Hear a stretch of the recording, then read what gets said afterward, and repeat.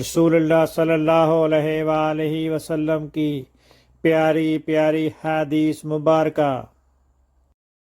Make sure you like and subscribe to my channel for more hadiths.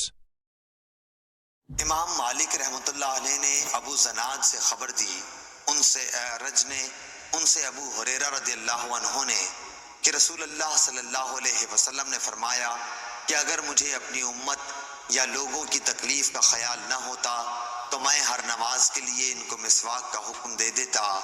صحیح بخاری حدیث number 887۔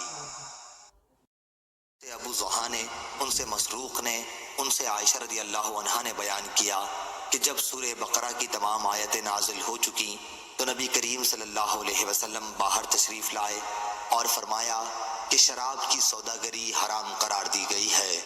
صحیح بخاری حدیث number 2226۔